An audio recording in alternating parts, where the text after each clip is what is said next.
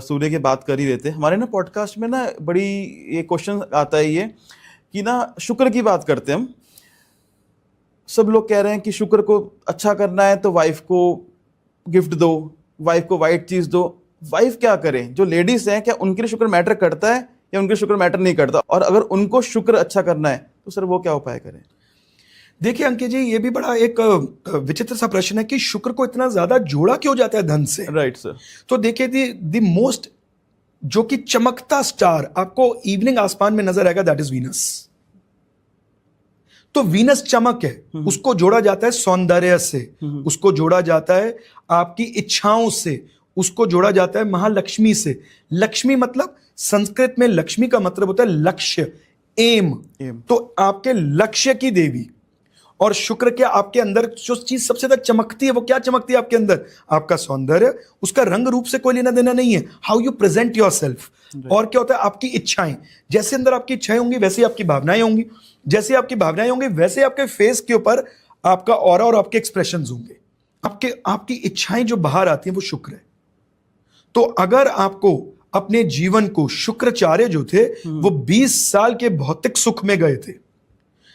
शुक्र जो है वो सबसे क्लोजेस्ट है मां लक्ष्मी के, वो झुकते हैं मां राधा मां लक्ष्मी के आगे। यानी कि अगर आपको अपने जीवन में धन, धान्य, ऐश्वर्य, फेम, पैसा चाहिए तो आपको शुक्र को प्रसन्न करना पड़ेगा। यहां पर शुक्र मेल या फीमेल का कोई इसमें कनेक्शन नहीं है। Venus is Venus for all. वो मेल्स के लिए इसलिए ज्यादा बोला जाता है क्योंकि अगर आप देखेंगे तो प्रेम, इमोशंस, सौंदर्य जो है उसका प्रतीक विमेन ज्यादा है। A man can be smart but cannot be beautiful. Right. He can be handsome, he cannot be beautiful. Beauty joins with a female. Right?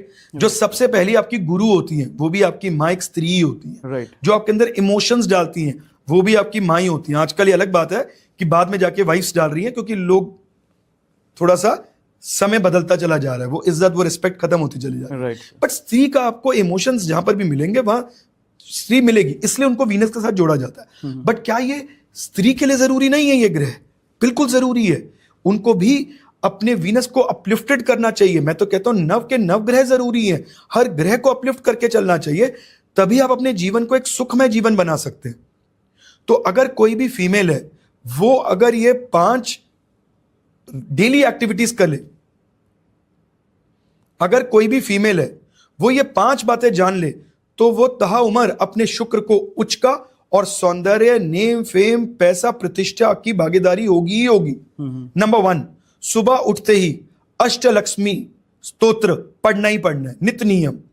Number 2, maintaining your personal hygiene, use of fragrance like rose, चंदन, lavender. Number 3, कला कलेश से दूर रहना, be more towards love and harmony. Number 4, घर के अंदर सुख शांति मेंटेन करके चलना, चुगली नहीं करना है और घर को टाइडी रखना है, ऑर्गेनाइज्ड वे में रखना है। Number 5, always be presentable and beautification, यानी कि इसका मतलब ये नहीं है कि आप बहुत ज्यादा नेल पेंट लगा रहे हैं या आप बहुत ज्यादा मेकअप कर रहे हैं, नहीं। इसका मतलब है ब्यूटिफिकेशन से मतलब होता है कि अपने आप को प्रेजेंटेबल बना के रखिए, गंदे कपड़े नहीं पहनने, साफ सुथरे प्रेजेंटेबल बन के रखिए। अच्छी चीजों से शुक्र ज्यादा अट्रैक्ट होते हैं। अंकित जी, मैं हमेशा एक बात बोलता हूं कि जीवन बड़ा सरल है। अगर आप जीवन के सत्य को समझ लें तो शायद आपको जो है अपनी लाइफ बहुत ईज लगेगी।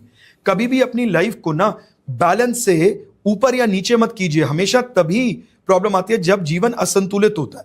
तो लोग क्या करते हैं, लोग आजकल शुक्र की वीडियोस, रील्स देख के इतना ज्यादा प्रभावित हो गए हैं कि वो अपने इनकम से ज्यादा खर्चना शुरू हो गए हैं। राइट। उन्हें लगता है कि यार हमें बड़ी गाड़ी रखनी है तो हमारा शुक्र बहुत बढ़िया हो जाएगा। तो आप बताइए साहब, आज से लगभग 25-30 साल पहले क्या हमारे जो लाले होते थे या जो एक कम्युनिटी होती थी जो बहुत बिजनेस करती थी, बहुत बड़ी बड़ी गाड़ियां रखते थे क्या? ऐसा तो नहीं है। तो कहने का तात्पर्य होता है कि जो भी आपकी इनकम है उस इनकम के अनुसार आप अपना लाइफ स्टेटस मेंटेन करके चलिए। अगर आप उससे ऊपर करेंगे तो आप राहु को नियंत्रण दे रहे हैं और बड़ी जल्दी आप लोन के भागीदारी हो जाएंगे। और अगर आप अपने बैलेंस जो आपकी इनकम है उससे बहुत अंडर रह रहे हैं तो एक दिन वो आपके इस्तेमाल, आपके काम में नहीं आएगा और आपसे चला जाएगा। आप समझे मेरी बात? If you can afford something which is a necessity, you should afford that. उसके अंदर आप कंजूस नहीं हो सकते हो। लेकिन अगर आप अपनी अफोर्डेंस से ज्यादा भर के कुछ कर रहे हो सोसाइटी के अंदर उठने बैठने के लिए, वहां गलत है।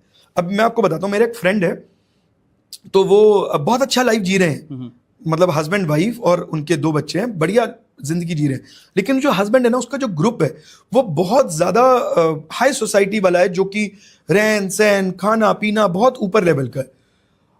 इन्होंने उनके साथ अपने लेवल को मेंटेन करने के लिए चक्कर में आज 80 लाख रुपए के लोन के नीचे हिसाबी है, और उस समय तक ये बोलते आए थे कि इससे मेरा शुक्र बलवान हो रहा है। ये हम गलत फहमी में जी रहे हैं। हमें उस बैलेंस को मेंटेन करके चलना है, ना ऊपर ना नीचे। अगर आप एक्सेस कंजूसी करेंगे तो भी वो पैसा जो है वो डॉक्टर पे खर्च हो जाएगा, वो पैसा आपके इस्तेमाल नहीं आएगा, आपके आगे की जनरेशन उसे वेस्ट कर देगी। तो always try to keep and maintain a balance.